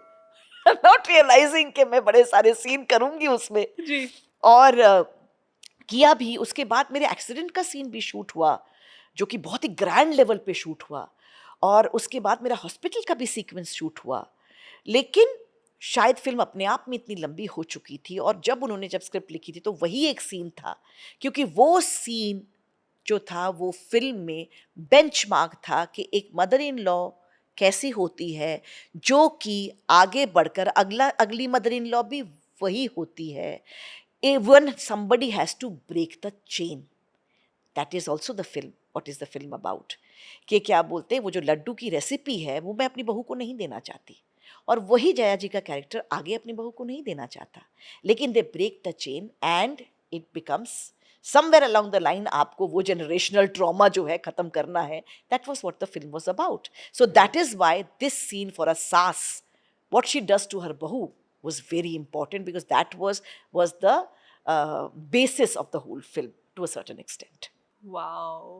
मैम आपके इतने आइकॉनिक रोल्स रहे हैं ना, बिकॉज़ हम सबको हर चीज़ दिमाग में बैठा के रखते हैं। वहीं एक सीआईडी का भी जो रोल था, उसके लिए आपका क्या कहना है? कैसा शूट हुआ और कैसा रहा वो शूट? कौन सा? सीआईडी। सीआईडी। अच्छा, अब मैं तुम्हें मज़ेदार बात बताऊँ, ये बहुत लोगों ने आपको कहा होगा कि जब हम मुंबई आए ना बेटा, नए-नए, जैसे मैंने कहा कि मैं सब जगह अपने फ़ोटोग्राफ्स और अपने ब्रोशर्स लेकर जाती थी। क्या बोलते हैं कि मैं अलकाई साहब के स्टूडियो में थिएटर करके आई हूँ, और मुंबई में तब ऐसा था बेटा कि सब लोग फ़ोन पर आपको टाइम देते थे। अभी तो बीच में इतनी अड़चनें आ गई हैं, अब तो डायरेक्टर से ही आप मिल नहीं पाते, बिल्कुल। है ना? पहले आपको कोई कोऑर्डिनेटर फ़ोन करेगा, फिर कास्टिंग डायरेक्टर फ़ोन करेगा, फिर आप एक ऑडिशन दोगे, फिर वो पता भी नहीं कि आपके कास्टिंग डायरेक्टर ने उसको डायरेक्टर को दिखाया है भी कि नहीं दिखाया है, और फिर डायरेक्टर से आप मिल ही नहीं पाती हो। डायरेक्टर आपसे मिलेगा, क्या पता आपका ऑडिशन इतना बढ़िया ना गया हो, है ना? लेकिन डायरेक्टर जब आपसे मिलेंगे तो वो आपको देखेंगे, परखेंगे, समझेंगे कि लगेगा हाँ, जैसे हमारी पहले कास्टिंग होती थी। ठीक है, अब तो हम डायरेक्टर से मिल ही नहीं पाते हैं। आप सीधा जाकर सेट पर ही मिलते हो। तो सो ये many a times it happens, but what used to happen was कि बीपी सिंह सर एक ऐसे थे जो हर नए एक्टर को चांस देते थे। तो उस वक्त बेटा हर एक्टर जो भी मुंबई आया हुआ है ना, उस वक्त के टाइम पे 96, 95, 97, जब से सीआईडी शुरू हुआ है, उनका हर स्टोरी नई होती थी, और बीपी सिंह सर सबको चांस देते थे। सो मैंने 3 एपिसोड किए हैं सीआईडी सीआईडी के, के। और एक और 2 एपिसोड किए हैं आहट के, वो सब बीपी सिंह सर के ही थे। जी। तो वो नए लोगों को चांस देते थे और उनका एक ही था कि वो जैसे डायलॉग्स लिखते हैं, मैंने वहाँ जाकर देखा कि वहाँ पर ऐसा, तो आपको लगे ये की क्यों है यार? इसको नहीं बोलते। तो मैंने वहाँ जाकर देखा, है ना? तो वो कहते थे नहीं ये की बोलो। सर नहीं इसको बिठाइए आप। क्योंकि ये जो आप कह रहे हैं उस हिसाब से मैं अपना कैमरा मूवमेंट कर रहा हूँ, शिफ्ट फ़ोकस कर रहा हूँ, वहाँ पर कैमरा लेकर जा रहा हूँ क्योंकि कैमरा वो खुद ही ऑपरेट करते थे मेनी अ टाइम्स। उनका सारा डायरेक्शन, उनके डायलॉग जो वो खुद लिखते थे उसका ब्रेकडाउन के हिसाब से वो अपनी शॉट टेकिंग करते थे। So you have to be very particular about the dialogues that he has written because he has done the shot taking according to the उनकी जो डायलॉग्स थे। एक बार मेरा एक खुलासा था उसमें और वो कुछ 2.5 पेज का डायलॉग था और मुझे दिया गया और मैं बहुत याद करके, बहुत याद करके, बहुत याद करके आई और मैंने उन्होंने पूरे राउंड, हाफ राउंड ट्रॉली में पूरा उन्होंने लिया and I said it in one take. तब मैं थिएटर से तभी-तभी आई थी तो मुझे आदत भी थी जी। लंबे-लंबे डायलॉग्स एक साथ बड़ी जल्दी याद करने की। अब मुझे थोड़ा वक़्त लगता है पर याद मैं अभी भी मोनोलॉग्स कर लेती हूँ। तो he just finished the shot and came और मेरे सर पे हाथ रखकर उन्होंने मुझे बहुत ब्लेसिंग्स दी। और सब लोग ऐसे रह गए क्योंकि वो तो डाँटते थे बहुत बुरी तरह से, बहुत बुरी तरह से एक्टर्स को डाँटते थे और अजीब-सी भाषा में बोलते थे। लेकिन उन्होंने जो मुझे आकर सबके सामने सर पे ब्लेसिंग दिया, माथा चूमा, everybody was stunned on the set because वो बहुत कम ऐसा करते थे। तो बेटा मैंने बड़े कमाल के डायरेक्टर्स के साथ काम किया जिन्होंने मेरे अंदर अलग-सा कॉन्फिडेंस पैदा किया। सो ये मैं कहूँगी कि ये बीपी सिंह सर का एक ब्लेसिंग है हर उन एक्टर्स को कि उन्होंने सबको काम दिया, रोज़गार दी, कैमरा में के सामने आने का और दुनिया के सामने आने का सबको मौका दिया उन्होंने। बिल्कुल। मैम आपके इतनी जर्नी में क्या एक होप है जिसे लेके आप आगे बढ़ते हैं या कभी वो एक लाइफ मंत्रा होता है जो आपकी लाइफ का आप फॉलो करते हो? पहले मैं बहुत ज़्यादा ना फ्यूचर को लेकर बड़ी परेशान रहती थी। पता नहीं क्या होगा, मुझे आगे शो मिलेगा कि नहीं, ये नहीं होगा कि नहीं, वो नहीं होगा कि नहीं। 20 साल काम करने के बाद भी 21 साल में भी मुझे लगता था कि ओह माय गॉड मुझे काम मिलेगा कि नहीं। पर अब मैं उस जगह पे पहुँच चुकी हूँ जब अपने सीनियर्स को देखती थी ना बेटा, तो वो कहते थे कि I just need to work to keep busy. तो मुझे लगता था हाँ, ऐसे बोलती हैं, they must be needing it and they are working just क्योंकि मैं नीडी थी। जी। जब आप नीडी होते हैं तो आप दूसरों को भी उसी नज़र से देखते हैं कि other people are also needy. But now I understand that yes in Mumbai and especially for actors or in the field that we are in creative world, we need to keep our mind agile and our body agile. We need to keep busy. तो yes हमें काम करते रहना पड़ता है। अब मज़े का काम करेंगे। तो लाइफ मंत्रा ये है बेटा, to take every day. I am still learning. मैं अभी भी मुझे ऐसा होता है कि ओह क्या होगा, 2 दिन से ज़्यादा छुट्टी हो जाए तो मुझे समझ नहीं आता मैं करूँ क्या अपनी ज़िंदगी का, व्हाट टू डू। क्योंकि सब लोग जब कहते हैं ना कि वो करिए जयती जी जो आपने कभी ना किया हो या जो आपके दिल में रह गया हो, मैं तो वही कर रही हूँ, मैं वही तो करती आ रही हूँ। I am one of the fortunate people जिनका पैशन उनका प्रोफेशन है। तो मैं और क्या करूँ, गाना सीखूँ क्योंकि मैं गाना गाना चाहती हूँ ज़िंदगी। Maybe I want to learn to sing. So my life mantra is कि बेटा जियो और जीने दो। So do sweet. Unto others as you want them to do to you. एक बार मैंने मॉरल साइंस की किताब में स्कूल में ये लाइन पढ़ी थी and I believe that you want to be awful to people, then accept that people will be awful to you. You want to pull down people, be ready that they will turn around and answer back. Be ready for that. And if you want to respect people and give respect, then you have every right to expect respect from the other person. So do unto others as you want them to do to you. ये अगर जिस दिन आपने समझ लिया, फिर अगर कोई आपके साथ बुरा करता है तो वो उसका कर्म है। मैंने तो वही किया जो मैं चाहती थी करना और जो मैं समझती हूँ कि वो मुझे वापस पलट के दे, तो मैं बड़ी सुखी रहती हूँ। मैं ज़्यादा किसी की ज़िंदगी में बिल्कुल एंटर नहीं करती और करना भी नहीं चाहती। और मेरी दोस्ती यारी वो नहीं होता कि शूटिंग टू शूटिंग आप एक दूसरे को अपने दिल खोल कर रख देते हो। सब परेशानियां बता देते हो, रिलेशनशिप्स के बारे में बता देते हो, अपनी जितनी भी वो चीज़ें बता देते हो, और फिर उसी शूटिंग पे या फिर जब शूटिंग खत्म होती है फिर आप पलट के उस इंसान का चेहरा नहीं देखते। तो ये जो क्षणिक दोस्ती होती है ना, उस प्रोजेक्ट टू प्रोजेक्ट दोस्ती है, और अपना दिल खोल के रख देना सबके सामने, ये ना मुझसे होता है। मेरे कोर ग्रुप ऑफ फ्रेंड्स, जैसे मैंने कहा, I would like to do that, because otherwise it's all fake, it's absolutely fake. All these दोस्तीज on the set is 95% fake. 5% आप किसी एक दो को साथ में लेकर जिंदगी में आगे बढ़ते हो।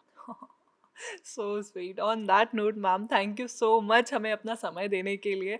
आपसे थैंक यू। बात करके मुझे बहुत ही अच्छा लगा, बहुत इंस्पायरिंग पॉडकास्ट था ये। बट आपके फैंस के लिए एक मैसेज दे दीजिए मैम। बेटा, मैं यही कहूँगी कि आप सबके दिल में जो एक बात रह गई है, जैसे मैंने अभी कहा, मुझे लोग कहते हैं कि आपके दिल में एक बात रह गई तो वो करिए, लेकिन मैं तो वही कर रही हूँ। लेकिन अगर आपके दिल में कोई बात रह गई है, उम्र आपकी चाहे कोई भी हो, आप उसे पूरा ज़रूर करिए, जो भी पॉजिटिव आपके दिल में रह गया है। Specially for women who are of my age, who are above 50, I would say कि whatever you wanted to do, जो आपके घर में आपकी परेशानियों की वजह से, किसी भी वजह से, गृहस्थी की वजह से, बच्चों को बड़ा करने की वजह से, अपने हस्बैंड को सपोर्ट करने की वजह से, अपनी फैमिली को सपोर्ट करने की वजह से आप नहीं कर पाई, अब तो कर लो। अब नहीं करोगे तो फिर कब करोगे? So sweet, thank you so much ma'am, thank you. Thank you बेटा, thank you so much, thank you. नमस्ते दोस्तों, मैं हूँ जयति भाटिया और आप मुझे देख रहे हैं बॉलीवुड बबल पर।